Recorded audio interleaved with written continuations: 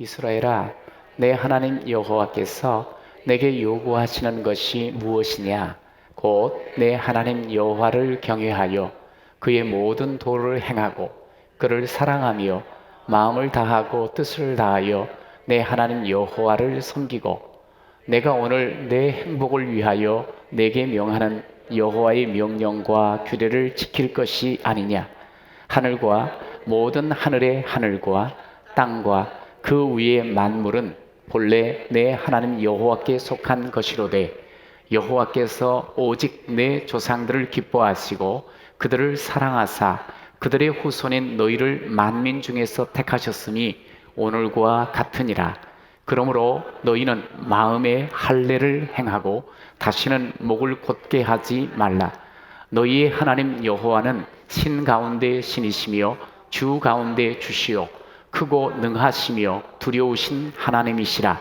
사람을 외모로 보지 아니하시며 뇌물을 받지 아니하시고 고아와 과부를 위하여 정의를 행하시며 나그네를 사랑하여 그에게 떡과 옷을 주시나니 너희는 나그네를 사랑하라. 전에 너희도 애굽 땅에서 나그네 되었음이니라. 내 하나님 여호와를 경외하여 그를 섬기며 그에게 의지하고 그의 이름으로 맹세하라. 그는 내 찬송이시요 내 하나님이시라. 내 눈으로 본 이같이 크고 두려운 일을 너를 위하여 행하셨느니라. 애굽에 내려간 내 조상들이 겨우 70인이었으나 이제는 내 하나님 여호와께서 너를 하늘의 별같이 많게 하셨느니라. 아멘. 오늘 비가 좀 많이 내렸습니다. 그 비를 뚫고 함께 하신 우리 모든 예배자들, 우리 하나님께서 특별하게 여러분을 만나주시고 또 하나님의 지혜를, 은혜를 부어 주실 줄로 믿습니다. 우리 서로를 바라보시면서 아주 기쁜 마음으로 사랑합니다, 축복합니다. 서로 인사합시다. 시작. 사랑합니다. 네, 축복합니다. 할렐루야. 우리가 잔디밭에 이렇게 있게 되면 곳곳에 이렇게 군락되어진 토끼풀을 보게 됩니다. 그럼 이렇게 보다가 괜히 눈길이 가요. 혹시 네잎클로바가 있지는 않는지. 그래서 그것을 발견하면 마치 뭐 큰 것 얻은 것처럼 괜히 기분이 좋고 그렇지요. 여러분, 네잎클로바의 꽃말이 무슨 뜻인 것 아시는지요? 예, 행운입니다. 럭키, 행운. 그러니까 이제 그거 찾으려고 막 여기저기를 이렇게 집중하면서 다니는데 이제 그러다 보면 세잎클로바는 눈에 안 들어오잖아요. 이렇게 밟으면서 이렇게 지나는데 그런데 여러분, 세잎클로바의 꽃말이 뭔 줄 아세요? 그것은 해피니스, 행복입니다. 행복. 그러니까 이제 네잎클로바를 찾으려고 여기저기 세잎클로바를 막 밟으면서 정신없이 이렇게 찾는 것. 그래가지고 아마 찾으면 너무 좋아가지고 그것을 코팅해가지고 책갈피도 그리고 또 선물도 준 우리 또 성도님도 혹 계실지 모르지요. 여러분, 우리가 정말 행복하기를 원해요. 그래서 우리는 열심히 일하고 열심히 이 뭔가를 거두려고 노력을 합니다. 일이 우선이 되고 그리고 돈이 우선이 되어지는 그런 우리의 삶이 참 많습니다. 그런데 정작 행복은 관계를 통해서 누릴 수가 있거든요. 아주 가까운 우리 가족들이라든가 관계를 통해서 얻게 되는데 그것을 간과하면서 그저 보이는 그 무언가를 붙잡으면 행복해질 거라고 그렇게 사는 이들이 의외로 많이 있습니다. 오늘 성경 말씀은 우리 인간이 참된 행복을 어디에서 얻게 되고 누릴 수 있는가에 대한 부분을 명확하게 말씀을 해요. 여러분, 우리는 계속적으로 지금까지 신명기 10장까지 왔는데 거듭거듭 우리에게 주신 하나님의 음성이 있습니다. 신자가 거듭신이라 그랬어요. 명자는 명할 명, 말씀명이라고도 볼 수 있어요. 그런데 이 하나님의 말씀, 하나님의 명령을 거듭거듭 하시는 이유가 있어요. 그러면서 이렇게 말하죠. 꼭 그 말씀을 지켜 행하라는 거예요. 순종하라는 거예요. 말씀으로 살아가라는 거예요. 왜요? 오늘 성경에 보니까 분명합니다. 우리가 힘들고 어렵게 하려고 하는 것이 아니고 오늘 내 행복을 위하여, 시작. 오늘 내 행복을 위하여, 오늘 내 행복을 위하여 하나님께서 그렇게 계속적으로, 아마 우리도 지금 계속 설교를 들으면서 왜 이렇게 계속 반복이 되어질까 하는 그런 생각이 들 정도로 계속 모세를 통해서 하나님께서는 이스라엘 백성들에게 끊임없이 말씀을 지켜 나가라는 거예요. 그래야지 너희들이 제대로 산다고 그것 계속 이야기하지요.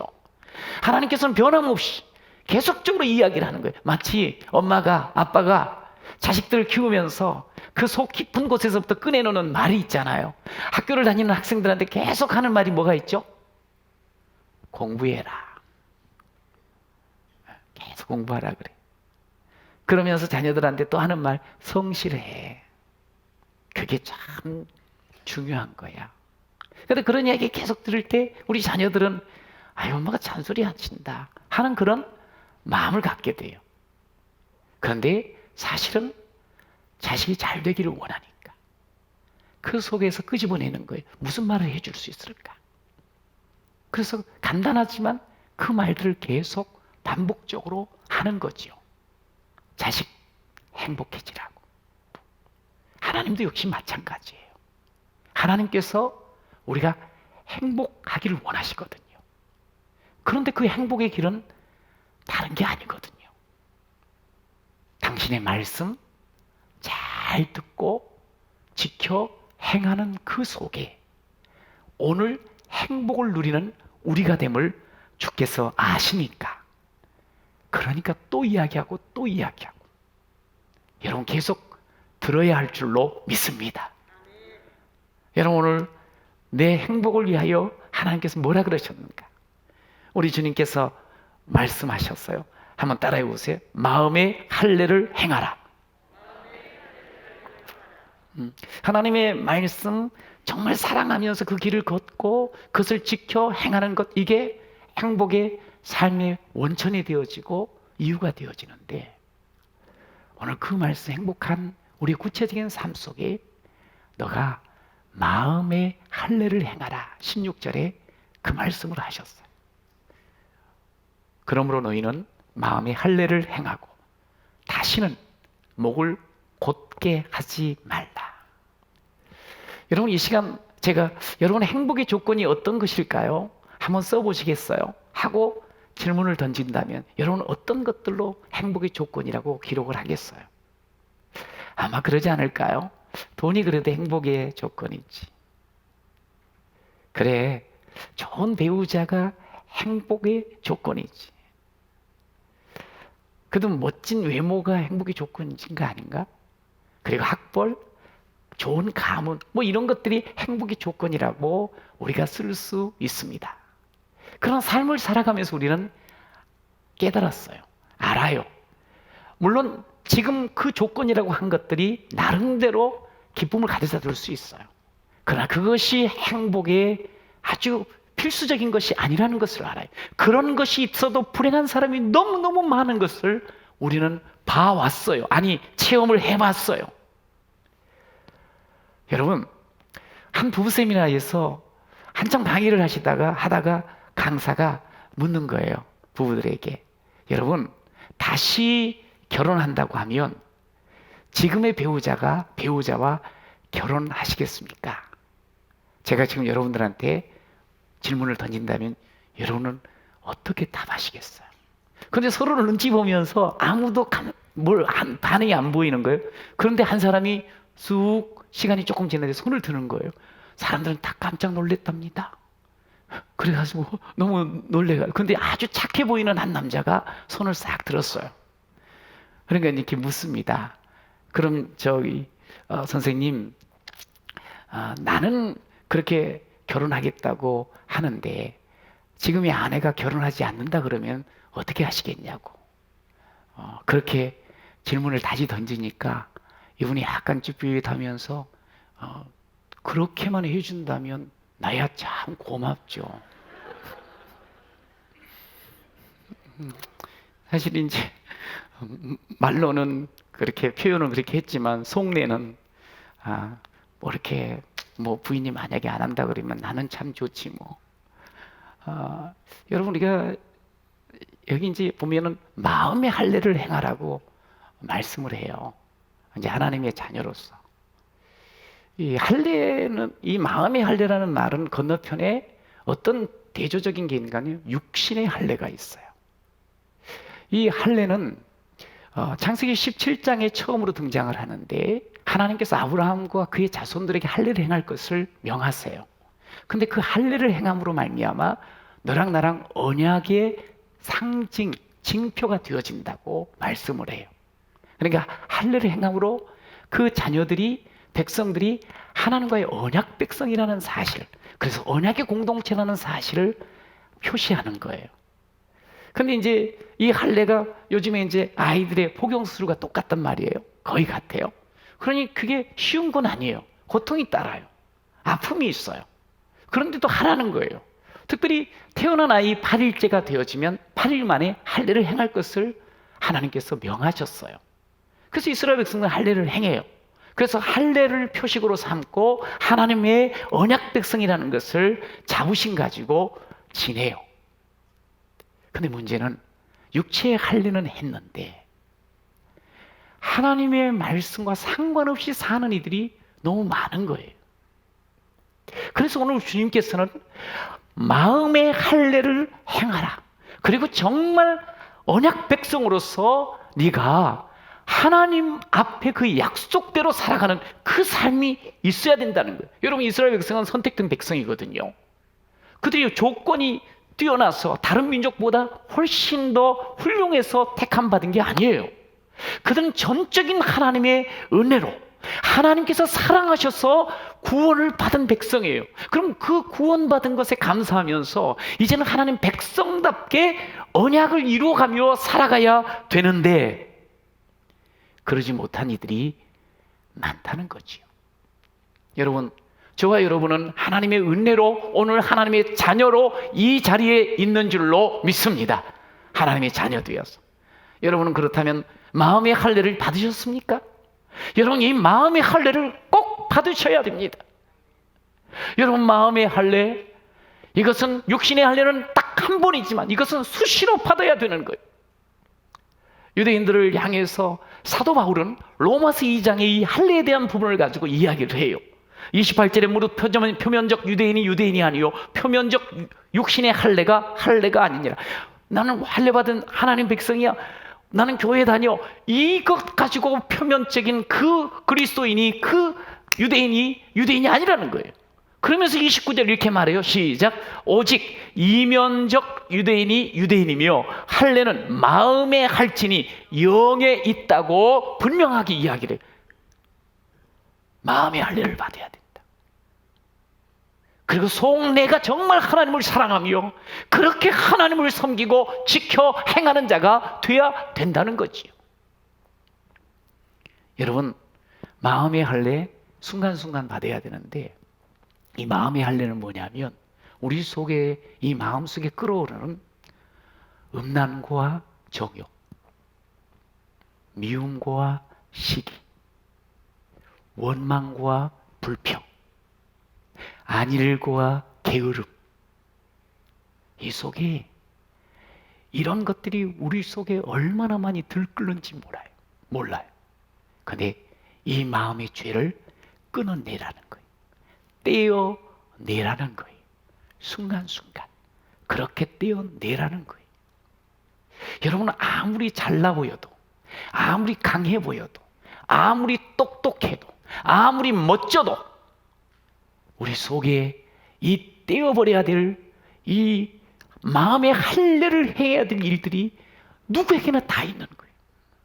겉으로는 근사한데 이 할례를 제대로 마음의 할례를 하지 못하면 아주 부끄럽고 수치스럽고 더러운 모습이 어느 날 드러나게 돼 있는 거예요. 죄는 우리를 수치로 몰고 가거든요.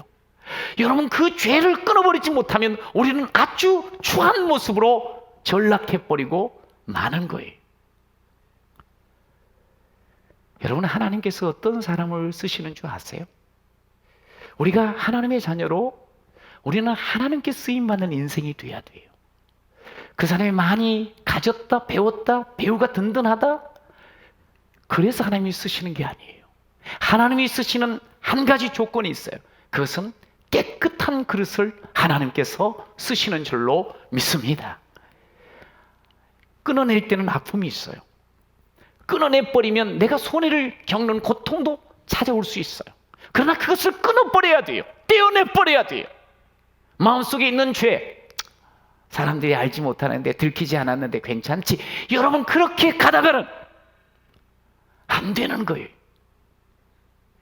마음의 죄에 할례받지 못하면 그 죄가 점점 자라서 암덩어리가 되어가지고 우리를 몰락하게, 망하게 만들어버리는 거예요. 빨리 끊어내야 돼요. 마음의 할례를 행해야 되는 거예요. 여러분, 이 죄악을 가지고 행복할 수 있겠어요? 자유함이 있겠어요?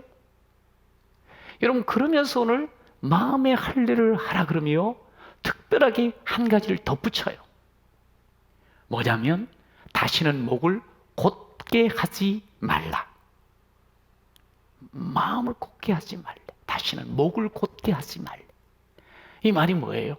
소위 교만을 지금 이야기하는 거예요. 교만. 목 빳빳해가지고 지 밖에 모르고 자기가 최고, 세상의 최고인 줄 아는 이 교만. 이 교만은 너무너무 무서워요. 여러분, 우리가 알다시피 아담의 선악과 사건은 하나님처럼 되려고 하는 교만 때문이었어요. 여러분, 인류 역사의 바벨탑 사건인데 하나님께 도전하는 교만의 모습이었어요. 여러분, 이스라엘 백성 광야에서 금송아지를 우상으로 섬기는 모습, 이것 또한 내 마음대로 교만하게 하나님 앞에 서는 그런 교만의 모습이었어요. 여러분, 교만이 마음에 찾아오잖아요. 그럼 특징이 있어요. 아무것도 안 들려요. 자기 생각대로 자기 것만 고집하고 자기만 중심이 되는 거예요. 꼿꼿해지는 거예요. 아니, 굳어버리는 거예요. 여러분, 목이 굳으면 어떻게 돼요? 뻣뻣해지면 꺾여버리지요. 여러분, 결국 망하는 거예요. 여러분, 그래서 잠언 16장에 이렇게 말씀합니다. 시작. 교만은 패망의 선봉이요, 거만한 마음은 넘어짐의 앞잡이니라. 여러분, 우리가 너무 잘 알아요. 우리 인생의 불행과 멸망은 교만, 마음의 할례를 받지 못한 죄를 끊고 끌어안고 살아가는 그것, 말씀을 하시는 거예요. 여러분, 예수님께서 이런 말씀하셨지요. 너희가 나를 정말 따른다면 누가복음 9장에 보니 아무든지 나를 따라오려거든 자기를 부인하고 날마다 제 십자가를 지고 나를 따를 것이니라. 자기를 부인해야 돼. 날마다 제 십자가를 지고 살아야 돼. 내가 누군데, 내가 그래도 그런 사람인데, 자기 교만으로 자기만 세상 모든 것에 자기가 중심이라고 생각한 이걸 부인해야 돼. 집안에서도 이거 부인해야 돼. 그리고 힘들지만 내 십자가를 지고, 내게 주어진 그 십자가를 지고 나아가는 그 사람이 곧 주를 위한 사람이요 하나님께 기쁨이 되어지는 제자됨을 분명하게 말씀을 하십니다. 자기를 내려놓을 때, 이 교만과 탐욕을 죽일 때, 그때 이게 마음의 할례가 있는 사람이고 그 사람의 행복의 길을 걷는 사람이라 이 말씀입니다. 저와 여러분이 행복의 길을 걸었으면 참 좋겠어요. 여러분, 교만과 탐욕을 내려놓으십시오. 그리고 주님 앞에 마음의 할례 받으시면서요, 그러면서 살아가는 그런 저와 여러분이 되시기를 축복합니다. 오늘날 많은 사람들은 어떻게 하면 더 많이 내가 소유할 것인가, 어떻게 하면 남들보다 더 빨리 더 높은 곳으로 올라갈 것인가? 어떻게 하면 더 많이 즐거움을 누릴 것인가? 왜? 이렇게 해야지 행복하다 생각하니까. 그래야지 내 인생이 행복할 것이라고 여기니까. 그런데 한번 생각을 해요. 더 많이 더 높이 막 이렇게 살아가는 사람의 눈과 그 마음은 어떻겠어요? 항상 뻘개가지고 저 사람보다 더 밟고 올라서야 돼. 저걸 뺏어야 되는데, 저걸 움켜쥐어야 되는데, 눈은 핏발 설 것이고 마음은 항상 불안하여 그냥 얼굴에는 찌푸림과 웃음기는 싹 사라져버리며 얼마나 살벌한 인생이 되겠어요. 여러분, 그렇게 해서 많이 잡았다 합시다. 그게 행복할까요? 여러분, 그렇게 사는 것 행복할 리가 없지요. 오늘 모세가 우리 마음의 할례를 받고 이 너 중심에 너밖에 모르는 그 교만을 벗어던지라는 거예요. 여러분, 그러면서 한 걸음 더 나아가서 세상이 네 중심으로 살면 안 된다는 거예요. 누가 나한테 좀 더 해주는 거 없나? 뭐 이런 식으로 내가 최고, 이게 아니고 하나님의 눈과 마음을 제대로 닮아가는 그런 내 백성이 돼야 된다는 거예요. 그러면서 17절 중반 이후에 이렇게 말씀을 합니다. 앞에 이제 하나님이라는 주어가 있어요. 우리가 그걸 알고 염두에 두고 읽어보세요. 하나님은 사람을 외모로 보지 아니하시며 뇌물을 받지 아니하시고, 그 다음부터 같이 읽어봐요. 고아와 과부를 위하여 정의를 행하시며 나그네를 사랑하여 그에게 떡과 옷을 주시나니 너희는 나그네를 사랑하라. 전에 너희도 애굽 땅에서 나그네 되었음이니라. 하나님은 사람을 저 사람 잘났네, 저 참 훌륭하네, 외모로 취하지 않는다는 거예요. 공평하게 대한다는 거죠. 우리랑 다르죠. 근데 교만한 사람들은 항상 외모로 취해요. 죄 가진 사람은 겉으로 드러난 것으로 모든 것을 판단하려고 해버려요. 자, 이제 삶을 살아가는데 고아와 과부 있죠. 그러면은 이 사람들 눈길 안 줘도 돼. 나한테 도움이 안 되니까. 지나가는 나그네 한 번 지나가 버리면 다시 돌아오지 않을 텐데 뭘 그 사람한테 관계를 맺고 신경을 써. 눈길 안 줘. 도움을 필요 없어. 사랑할 필요 없어. 왜 나한테 도움이 안 돼? 이게 교만한 사람 특징이에요. 자기 중심의 삶. 근데 하나님은 그렇지 않으신 거예요. 연약하고 소외되고 도움이 필요한 자, 그를 사랑하시고 그에게 떡과 옷을 주고, 이게 하나님이시며 하나님의 마음이라는 것을 우리에게 알려줘요. 그래서 너희는 꼭 해야 될 이유가 있다는 거예요. 뭐냐면 너희도 전에는 나그네졌지 않았냐? 나그네였지 않냐? 애굽에서의 너희의 삶 나그네지. 애굽에서 너희의 삶 천한 노예였지. 약자였지. 누구도 너희들한테 눈길 안 주지. 그냥 노동력만 착취하려고 하지. 너희들이 그렇게 대우를 받지 않았더냐? 그랬던 너희들을 내가 택하였고, 내가 너희들을 구원하였고, 내가 너희들과 함께하였고, 내가 지금도 너희를 사랑한다. 나를 기억해라. 내가 너희에게 베푼 그 자비와 긍휼을 기억하라. 그러면서 받은 그 은혜 나누면서 살아라. 얼마나 행복한지 모른다. 여러분, 누군가를 돕고 누군가를 세워주고 누군가에게 내 것을 나눠줄 때 행복하시죠? 너무 행복하죠. 우리 교회 안에 봉사단이 있거든요. 근데 봉사를 다녀오시면 장애인들과 또 어려운 분들 이렇게 섬기고 오시면 너무 좋다는 거예요. 애들도 그렇고 어른도 마찬가지. 주님께서 마가복음에 이런 말씀하셨지요.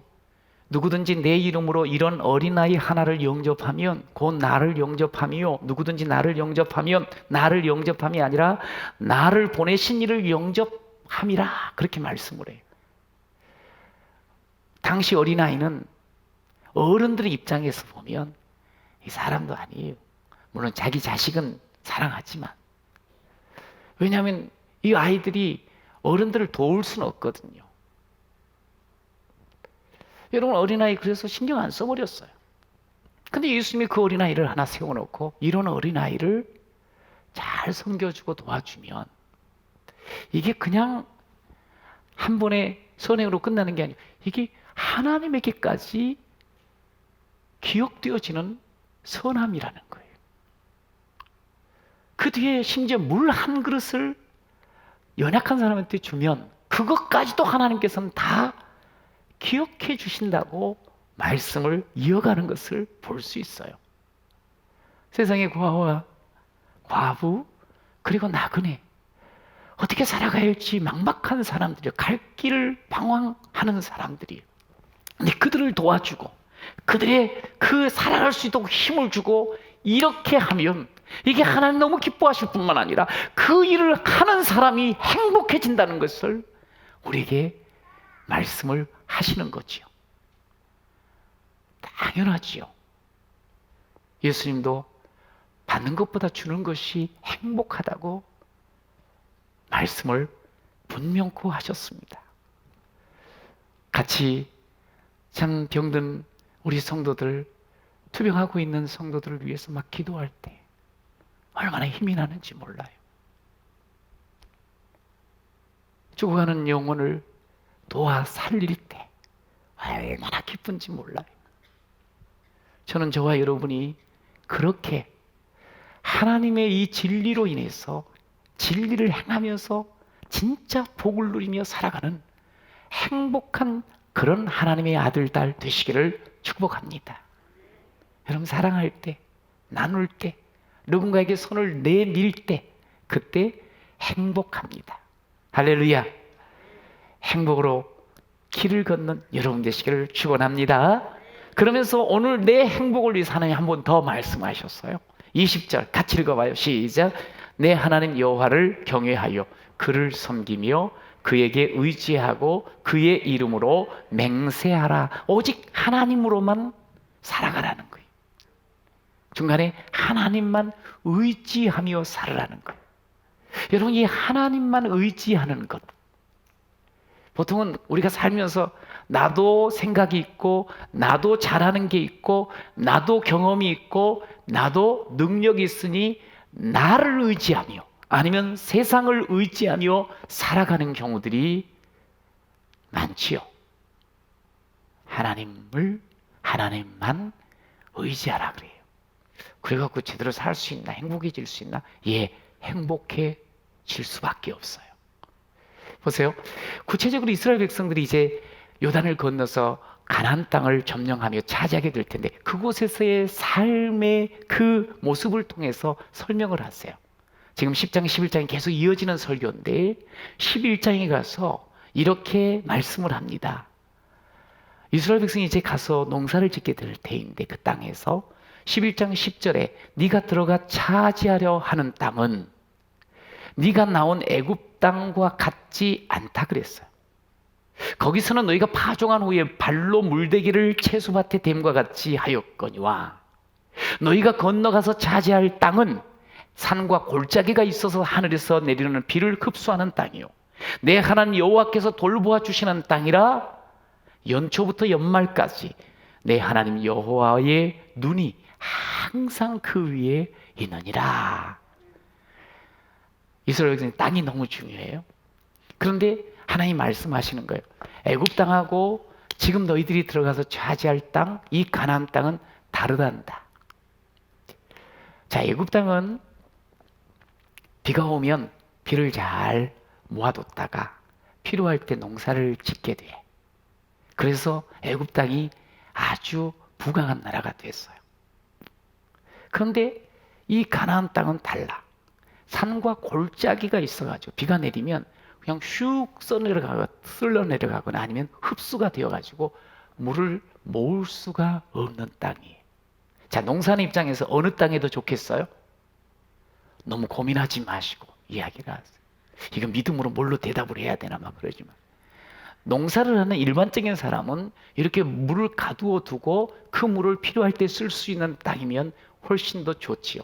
옛날에 우리 그러잖아요. 하늘 쳐다보는, 그러면서 농사인 천수답이 참 힘들다고. 그런데 하나님께서는 이렇게 말씀을 하세요. 너희들이 그 애굽 땅, 가나안 땅 본명코 확인을 할 터인데 중요한 게 있단다. 가나안 땅, 너희들이 차지할 그 땅은 하나님이 항상 하면서 계시면서 하나님께서 연초부터 연말까지 항상 눈으로 지켜보신다는 거예요. 그게 하나님이 보시는 거예요. 하나님이 사랑하는 백성들을 보시는 거예요. 하나님이 사랑하는 백성들이 살아가는 그 삶의 형편들을 보시는 거예요. 하나님께서 그 사랑하는 백성들의 필요가 무언가를 보신다는 거예요. 오늘 이 시기에 어떤 것을 해야 될 것인가를 보신다는 거예요. 여러분, 하나님께서 사랑하심으로 당신 아들까지 아끼지 아니하신 그 하나님께서 어찌 우리의 필요와 우리의 삶을 보시면서 가만히 계시겠어요? 가장 적절하게 우리에게 필요를 채워주실 분이 우리 하나님 아버지신 줄로 믿으시기 바랍니다. 그분이 보시는 거예요. 그러면서 이른 비, 늦은 비, 그래서 가장 풍성하게 가장 좋은 결실을 할 수 있도록 하나님께서 채워주시겠다는 거예요. 발로 물을 열심히 뛰어다니면서 대. 그런데 하나님이 한번 필요할 때 비를 쫙 내리시는 거, 어느 쪽이 좋겠어요? 오늘도 보니까 비가 아까 막 오니까 2부 예배 드리려고 내려오면서 이렇게 보니까 그냥 물이 범람을 했어요. 여기 우리 늘 걸어다니는 그 보행로가 덮쳐버렸더라고요, 이 앞쪽에. 그리고 또 다시 내려와 보니까 쑥 빠져 있어요. 이야, 이거 그냥 순간순간에 그러더라고요. 근데 우리가 이제 이거를 내가 스스로 물을 넘치게 하려고 한다, 내가 뺀다, 이건 너무너무 힘든 거야. 근데 하나님께서 하신대. 자, 이 말은 오해하지 마세요. 하나님께서 우리를 너무 사랑하세요. 우리를 지켜보세요. 오늘 지켜보신다 그랬잖아요. 우리가 지금 농사를 할 때 어떤 때인가, 물이 필요한가, 햇빛이 필요한가를 정확하게 하신다는 거예요. 그리고 하나님께서 비를 주시고 하나님께서 햇빛을 주시며 열매 맺게 하시는 줄로 믿습니다. 그럼 하나님을 의지하며 인생 살아가는 게 좋겠어요?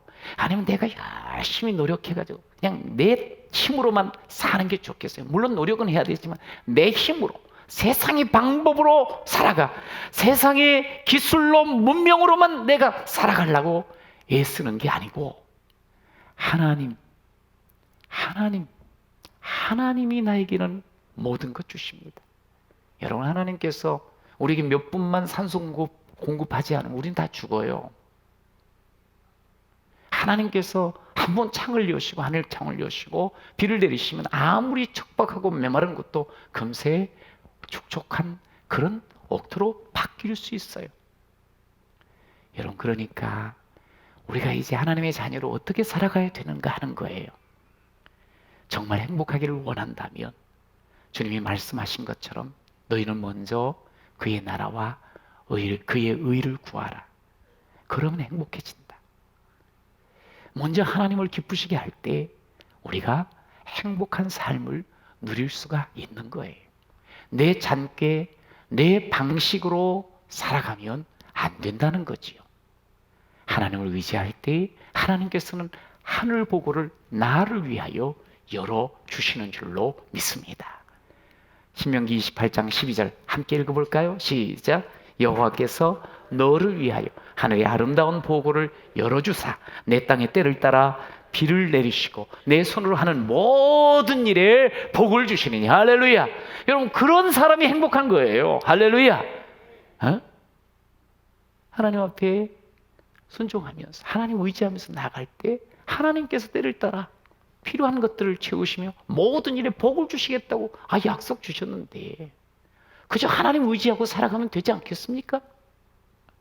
여러분, 저는 여러분들이 정말 주의 백성들로, 자녀들로 행복한 그런 주인공들이 되시기를 축원합니다. 사실은 누구나 다 행복하기를 원해. 그런데 문제는 가는 길이 행복이 없는 길로 막 달려가는 사람들이 너무 많다는 거예요. 그저 물질만 있으면 된다. 그저 다른 것 필요 없다. 내가 성공만 하면 된다. 그러면서 달려가는데 달려가 보니까 막상 도달한 그곳에 다툼, 원망, 미움이 기다리고 있는 거예요. 미움이. 여러분, 그러면 그 자리가 얼마나 허무하겠어요. 여러분, 그래요. 우리가 나만을 위해서 살아가면 허무할 따름이에요. 여러분, 주를 위해서 이웃을 주의 눈으로 바라보고 손을 내어미는 그 삶 속에 진정한 행복이 우리 삶 가운데 가득 채워질 줄로 믿습니다. 여러분, 행복하기 위해서 우리는 해야 될 게 있어요. 말씀대로 사는 겁니다. 저는 오늘 이 시간 우리가 걸어가는 이 길, 내 지금 삶의 길을 한번 다시 살피는 거예요. 여러분, 그러면서 세상의 소리 너무 치심하지 말고 정말 하나님 음성에 귀를 기울이고 그 말씀으로 삶을 걸어가는 그런 귀한 여러분 되시기를 축원합니다. 말씀대로 가면 곳곳에 행복의 표지판들이 있어요. 말씀으로 인해서 그것을 지켜나가면 행복의 길을 걸어갈 수 있어요. 여러분, 저는 그렇게 하나님 말씀으로 오직 하나님 바라보고 나의 마음의 할례를 행하면서 행복한 그런 우리 성도가 되기를 축복합니다. 우리는요, 행복 인생입니다. 여러분 믿습니까? 한번 고백합시다. 나는 행복 인생입니다. 예, 맞습니다. 마음의 할례 교만 떨쳐버리고요. 그러면서 하나님만 의지하며 나아가는 행복한 인생 되시기를 축복합니다.